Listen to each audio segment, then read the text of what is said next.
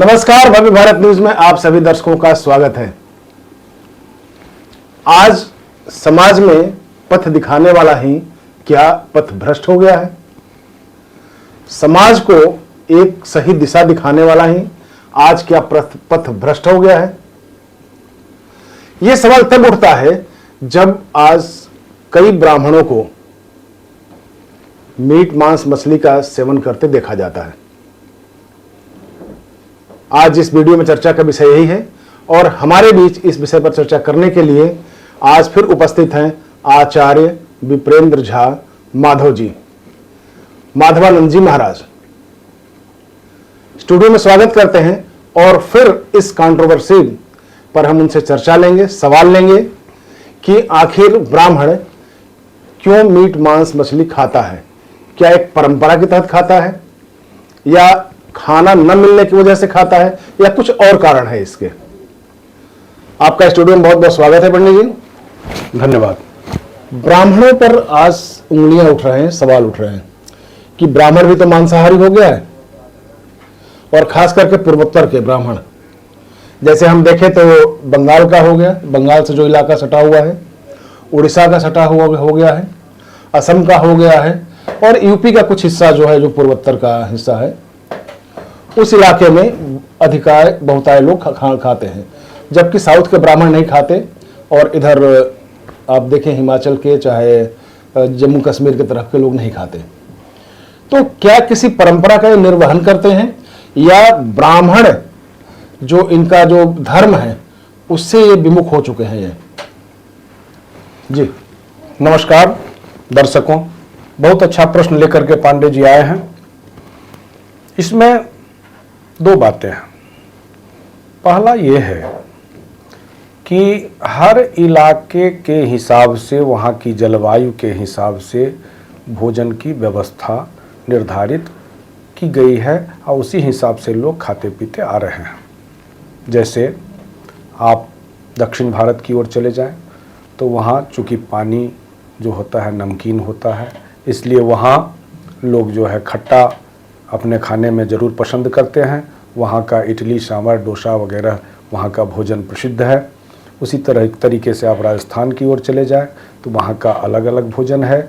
उस तरह से यूपी में चले जाएं, मध्य भारत में चले जाएं, पूर्वोत्तर भारत में चले जाएं या हमारे मिथिला में चले जाएं तो वहाँ जो है सो मांसाहारी भोजन की परंपरा है। खास करके हम लोगों के मिथिला में जो है सो जन्म से लेकर के मरण काल तक मछली का जो है सो खाने की परंपरा है। जन्म जब होता है तो छठी में लोग मछली खाते हैं, खिलाते हैं, और जब मरण होता है तो 13वां के दिन भी मछली का खा करके ही संपन्न किया जाता है। तो ये एक परंपरा है। अब रही बात कि क्या ब्राह्मण को मांसाहारी भोजन करना चाहिए। देखिए, मांसाहारी भोजन कतई उचित नहीं है। ब्राह्मण को सात्विक रहना चाहिए, सात्विक भोजन करना चाहिए। मांस जो है वो तामसिक भोजन है, तो तामसिक भोजन ब्राह्मणों को नहीं करना चाहिए। क्योंकि ब्राह्मण का काम है समाज हर जीवों की रक्षा करना, हर जीवों को सही मार्ग बतलाना। तो ब्राह्मण को सात्विक भोजन ही करना चाहिए, उसके लिए वही निर्धारित किया गया है। ब्राह्मण के पास क्षमा दान सबसे बड़ा दान है। तो ब्राह्मण अगर किसी जीव की हत्या करता है, उसमें सहभागी बनता है, तो उसको सबसे अधिक दोष लगता है। तो जब आप मांसाहारी भोजन करते हैं तो जीव की हत्या होती है किसी न किसी रूप में, तब आप मांसाहारी भोजन करते हैं, जो ब्राह्मणों के लिए उचित नहीं है। ज्ञानम विज्ञानम आस्तिक्यम ब्रह्म कर्म स्वभावजम। तो ब्राह्मण को जो है सो मांसाहारी भोजन वर्जित है शास्त्र के हिसाब से। अब बीच में जब कर्मकांड का प्रवेश हुआ तो बहुत जगह बलि की प्रथा प्रारंभ हुई, और बलि के माध्यम से उसको प्रसाद रूप में लोग जो है सो वो जिस जीव का बलि दिया गया उसका मांस भोजन लोग करने लगे। वो बीच में आया, शुरू के समय में ये नहीं था। सुनते हैं कि और तुलसीदास जी के रामचरित मानस में भी कहा गया है कि जब राम का विवाह हुआ था तो मछली का भार उपहार भेजा गया था अयोध्या जी में, मिथिला से गया था। और जब हनुमान जी जब लंका गए थे और सीता जी ने पूछा कि हम मेरे वियोग में रामचंद्र जी कैसे रह रहे हैं, तो वाल्मीकि जी ने लिखा है कि न राघवो मांसं भुंगते न चैव मधु सेवते। आपके वियोग में रामचंद्र जी ने मांस खाना छोड़ दिया है और मधु सेवन भी नहीं करते हैं। तो अब इसमें जो भी सत्यता हो भगवान राम ही जाने, लेकिन शास्त्र के हिसाब से मांसाहारी भोजन जो है सो वर्जित है। मांसाहारी भोजन कभी भी स्वीकार्य नहीं है शास्त्र के हिसाब से। जैसे अभी आपने राम की चर्चा की है, श्री राम की चर्चा की है, तो अगर आप थोड़ा सा और पीछे चले जाएं तो उसमें ये देखेंगे कि राम चूंकि क्षत्रिय कुल से सूर्यवंशी थे तो इसलिए शायद चल जाए उनमें, लेकिन ब्राह्मणों को तो ये बिल्कुल त्याज्य है क्योंकि ये तामसी प्रवृत्ति का भोजन होता है।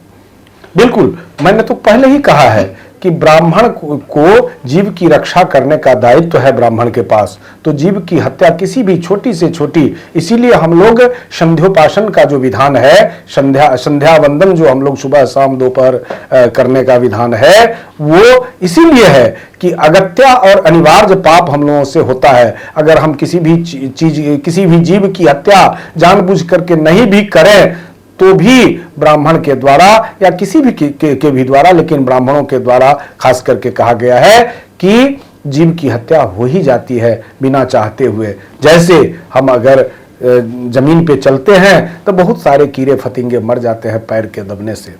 जब हम लघुशंका करते हैं, मल त्याग करते हैं, भोजन बनाते हैं तो बहुत सारा जीव का नुकसान होता है, बहुत सारे जीवों की हत्या न चाहते हुए हो जाती है। उसके लिए संध्योपासन का विधान है, संध्यावंदन का विधान है, और उस संध्यावंदन के ही प्रभाव से वो जो पाप अगत्या और अनिवार्य पाप, अगत्या पाप जो हमने नहीं चाहते हुए किया और जो अनिवार्य पाप जो हमको करना एकदम जरूरी था, क्योंकि हम भोजन नहीं करेंगे सो होगा नहीं, और भोजन जब करेंगे तो कई सारा जीव जंतु मेरे मुख में उस भोजन के माध्यम से चला जाता है। छोटा छोटा जीव जिसको हम देख नहीं पाते हैं, जमीन पे चलेंगे हम नहीं चाहते हुए हो जाता है। तो अगत्या और अनिवार्य पाप को के निवारण के लिए हम लोग संध्यावंदन करते हैं।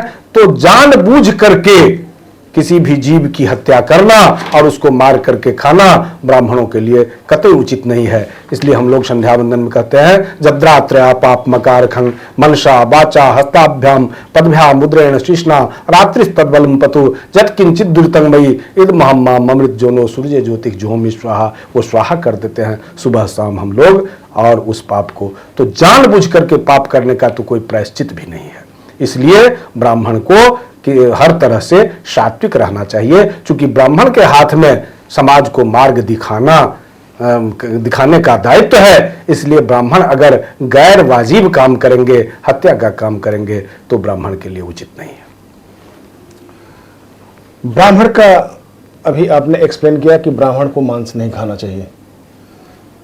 एक सवाल महत्वपूर्ण यहाँ पे है कि ब्राह्मण अगर मांस खाता है, मांसाहारी होता है, तो उसके किन गुणों में क्षय देखा जाता है? क्या वो रावण के रास्ते पर चल रहा है या उसकी कोई और भी दुर्गति होनी बाकी है? देखिए, है क्या कि रावण के रास्ते पर जाने का मतलब यह है कि नकारात्मक मार्ग पर जाना। रावण जो है सो एक नकारात्मक ऊर्जा है, पंडित होते हुए भी नकारात्मक, और राम जो है सो सकारात्मक ऊर्जा है। राम सकारात्मक ऊर्जा है और रावण नकारात्मक ऊर्जा है। तो ये नकारात्मक और सकारात्मक ऊर्जा में हमेशा टसल चलते आया है। तो ब्राह्मण जब अखाद्य खाएंगे, अगम्य का गमन करेंगे, जो गमन नहीं करना चाहिए वो गमन करेंगे, जो अखाद्य है उसको खाएंगे, तो स्वाभाविक है कि जैसा खाइएगा अन्न वैसा होगा मन। तो अगर आपका मन पवित्र रखना है, भगवत प्राप्ति करनी है, तो आपको मांसाहारी भोजन वर्जित करना चाहिए, अन्यथा उसका मन पर प्रभाव पड़ेगा और आपकी प्रवृत्ति तामसिक हो जाएगी। और तामसिक प्रवृत्ति, तमस मतलब क्या? अंधकार, जिस प्रवृत्ति के कारण आपके जीवन में, आपके भविष्य में, आपके पुनर्जन्म लेने में अंधकार की प्राप्ति हो, प्रकाशवान नहीं रह पाए, वही तो तामसिक भोजन है। तो तामसिक भोजन करने से कभी भी आप सात्विक कार्य नहीं कर सकते हैं, इसलिए तामसिक भोजन का परित्याग करना चाहिए। चलिए, इधर हमारे वेदों को लेके भी षड्यंत्र चल रहा है और अंबेडकर से लेके और कई ऐसे हिंदू मुस्लिम लोग भी हैं जो हमारे वेद की ऋचाओं को, खास करके ऋग्वेद में कई ऐसी ऋचाएं भी आई हैं जिसमें यह कहा गया है कि इंद्र से लेके और जितने भी देवताएं हैं सबने बलि प्रथा को बल दिया और सभी मांस भी खाते थे। इस पर शोध मांगा गया है और ये शोध जो सनातन रिसर्च सेंटर है वो मांगा है कि आप लोग इस पे शोध करें। ऋचाएं बहुत बड़ी है ऋग्वेद में, ऋग्वेद की कई ऋचाओं में इसका वर्णन किया गया है कि कौन कौन से देवता मांस खाते हैं, कौन कौन से देवता बलि प्रथा को बल दिया है इन्होंने। तो ऐसे मिथक चीज़ों से करें, क्योंकि ये गलत ट्रांसलेशन किया गया है, उसका गलत अनुवाद किया गया है। आप लोगों के बीच में अगर आए तो उसको नकारिए, क्योंकि इस तरह की चीज़ें हमारे वेद में बिल्कुल नहीं मिलता और न ही इनका कहीं स्थान है। आज चर्चा का खासकर इसी से मतलब रहा है कि ब्राह्मण जो है कम से कम अगर वो सात्विक रहे, अपने आप को समझे, तो हम इन चीज़ों को अच्छी तरह से एक्सप्लेन कर सकते हैं। आज के एपिसोड में इतना ही, फिर अगले एपिसोड में फिर मिलेंगे। तब तक के लिए नमस्कार। नमस्कार। आपका भी बहुत बहुत धन्यवाद।